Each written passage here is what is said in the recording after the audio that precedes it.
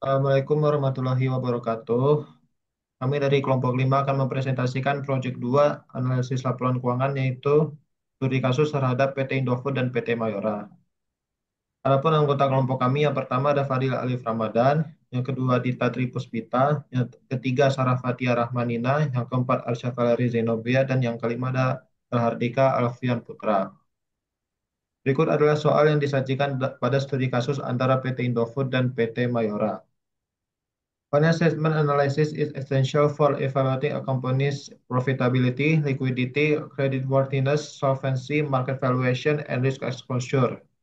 This case study integrates six advanced financial topics to assess the performance and of two Indonesian manufacturing companies operating in the consumer goods industry, such as PT Indofood Sukses Makmur and PT Mayora Indah Tbk.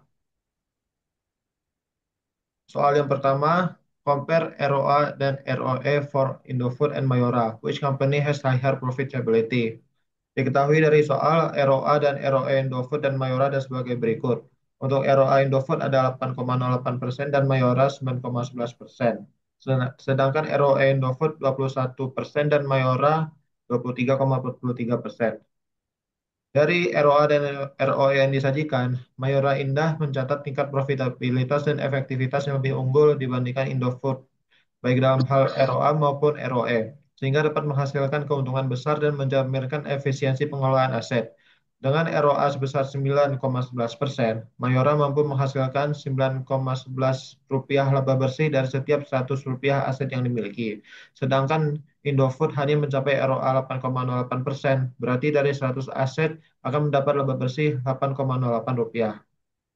Selain itu, ROE Mayora sebesar 23,43% juga lebih tinggi dibandingkan Indofood yang sebesar 21%. Angka ini mengindikasikan bahwa untuk setiap 100 rupiah modal pemegang saham, Mayora menghasilkan 23,43 rupiah laba bersih, sedangkan Indofood hanya 21 rupiah.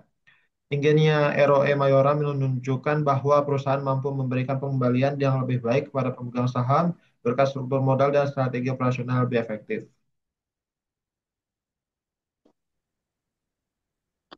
Selanjutnya nomor 2, using an assumption annual revenue grow of 7% for Indofood, 8 and percent for Mayora, project revenue for the next 5 years. Dengan tingkat pertumbuhan 7% per tahun, proyeksi pendapatan Indofood menunjukkan peningkatan yang konsisten dari basis 110 triliun itu di tahun pertama diproyeksikan mencapai 117,70 triliun, menunjukkan pertumbuhan absolut sebesar 7,70 triliun. Tahun kedua akan mencapai 125,94 triliun dengan pertumbuhan kumulatif 14,49% dari tahun dasar. Tahun ketiga diestimasi mencapai 134,75 triliun. Tahun keempat 144,19 triliun dan tahun kelima mencapai 154,29 triliun. Pertumbuhan kumulatif selama 5 tahun mencapai 40,26%, yang artinya setara dengan peningkatan pendapatan absolut sebesar 44,29 triliun. Mayora dengan asumsi pertumbuhan 8% per tahun menunjukkan dinamika pertumbuhan yang lebih agresif dibandingkan Indofood. Dari basis pendapatan 85 triliun, tahun pertama diproyeksikan mencapai 91,80 triliun. Tahun kedua akan mencapai 99,14 triliun dengan pertumbuhan kumulatif 16,64%. Pada tahun ketiga itu diestimasikan mencapai 107,7 triliun. Tahun keempat itu 115,64 triliun dan tahun kelima mencapai 124,89 triliun. Pertumbuhan kumulatif Mayora selama 5 tahun mencapai 46,93% atau ada peningkatan absolut sebesar 39,89 triliun. Untuk perbandingannya, dari perbandingan proyeksi kedua perusahaan ini mengungkapkan tren konvergensi kesenjangan pendataan yang menarik. Pada tahun dasar, kesenjangan pendapatan antara Indofood dan Mayora adalah 25 triliun, 110 versi 85. Namun, pada tahun kelima proyeksi, kesenjangan ini menyusut menjadi 29,40 triliun.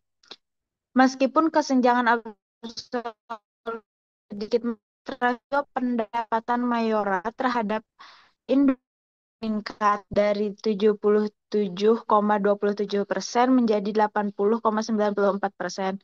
Artinya itu menunjukkan bahwa Mayora secara bertahap memperkecil gap dengan pemimpin pasar. Untuk dari grafiknya juga dari itu meningkat ya dari tahun ke tahun itu tiap tahunnya Mayora dan Indofood meningkat. Dari tahun 1 sampai tahun kelima itu selalu ada peningkatan.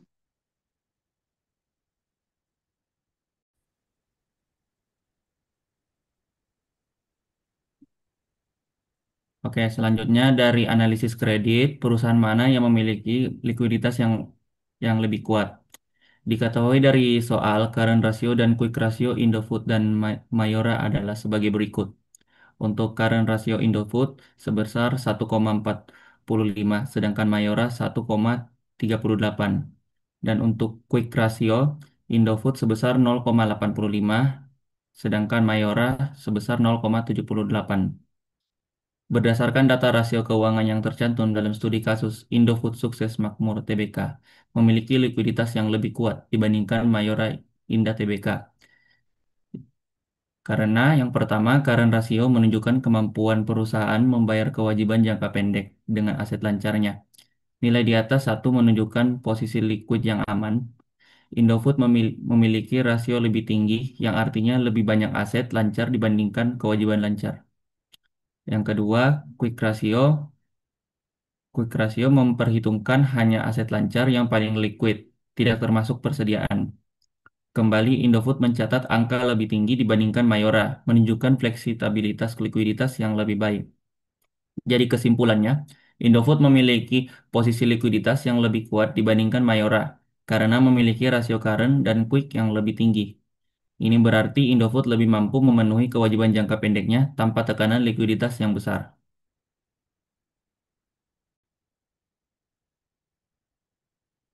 Interpret the debt to equity ratio, which company has higher solvent risk berdasarkan data Indofood mempunyai 1,60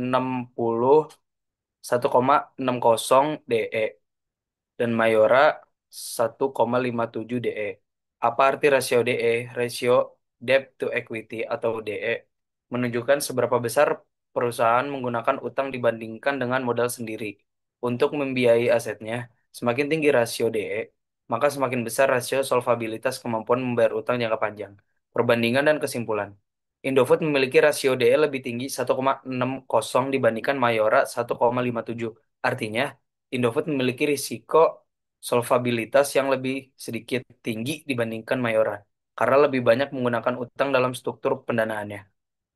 Kesimpulan akhirnya, Indofood memiliki risiko solvabilitas yang lebih tinggi dibandingkan Mayora. Meskipun selisihnya kecil, hal ini menunjukkan Indofood lebih bergantung pada pendanaan dari utang yang berpotensi menambah beban keuangan di masa depan, terutama jika terjadi ketekanan ekonomi atau penurunan pendapatan. Lalu untuk soal nomor 5 yaitu analyze to book ratio, why is Mayora value higher? Market to book rasio menunjukkan seberapa besar nilai pasar suatu perusahaan dibandingkan dengan nilai bukunya. Indofood memiliki market to book rasio sebesar 1,6, market cap 95 triliun dengan ekuitas 50 triliun, sementara Mayora memiliki rasio 2, market cap 70 triliun dengan ekuitas 35 triliun. Meskipun perbedaannya tipis, angka ini menunjukkan bahwa pasar menilai Mayora sedikit lebih tinggi dibandingkan Indofood. Hal ini sejalan dengan kinerja keuangan Mayora yang lebih unggul, seperti ROE 23,43% dan ROA 9,11% dibandingkan Indofood dengan ROE 21% dan ROA 8,8%. Efisiensi Mayora dalam mengelola aset dan ekuitas untuk menghasilkan laba memberi sinyal positif bagi investor. Selain efisiensi, valuasi yang lebih tinggi terhadap Mayora juga dipengaruhi oleh fokus strategisnya pada pasar ekspor dan konsumen kelas menengah di negara berkembang. Strategi ini dianggap mampu mendorong pertumbuhan jangka panjang di segmen yang lebih spesifik dan potensial. Sorry. Meskipun skala usaha Indofood lebih besar, investor menilai Mayora memiliki potensi pertumbuhan yang lebih tinggi serta manajemen yang efektif dalam menciptakan nilai berkelanjutan. Oleh karena itu, market memberikan premi lebih tinggi terhadap saham Mayora dibandingkan Indofood. Lalu untuk soal terakhir yaitu what strategic step should Indofood and Mayora take to enhance financial stability? Untuk meningkatkan stabilitas keuangan, Indofood perlu mengoptimalkan struktur modal mengingat rasio debt to equity sebesar 1,60 menunjukkan ketergantungan cukup besar pada utang. Strategi yang disarankan meliputi meningkatkan komposisi ekuitas melalui penahanan laba dan efisiensi pembiayaan, serta memperkuat cadangan kas guna meningkatkan likuiditas jangka pendek. Sementara itu, meskipun Mayora memiliki leverage lebih rendah dan prof- profitabilitas lebih tinggi, perusahaan ini justru menunjukkan kelemahan pada rasio likuiditas. Mayora sebaiknya memperbaiki pengelolaan kas dan aset lancar. Misalnya, dengan memperpendek siklus konversi kas melalui efisiensi persediaan dan piutang usaha. Kedua perusahaan juga perlu memperkuat manajemen risiko terhadap fluktuasi ekonomi dan nilai tukar. Misalnya dengan strategi lindung nilai, hedging, dan kontrak pembelian jangka panjang.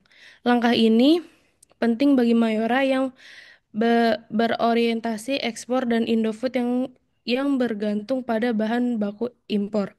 Selain itu, di diversifikasi produk, inovasi, digitalisasi distribusi, dan efisiensi berbasis teknologi dapat meningkatkan ketahanan finansial dan daya saing jangka panjang. Pendekatan ini akan membantu memperkuat persepsi pasar dan memberikan fondasi yang lebih kokoh dalam menghadapi dinamika industri. Demikian presentasi dari kami. Mohon maaf apabila ada kekurangan. Terima kasih. Wassalamualaikum warahmatullahi wabarakatuh.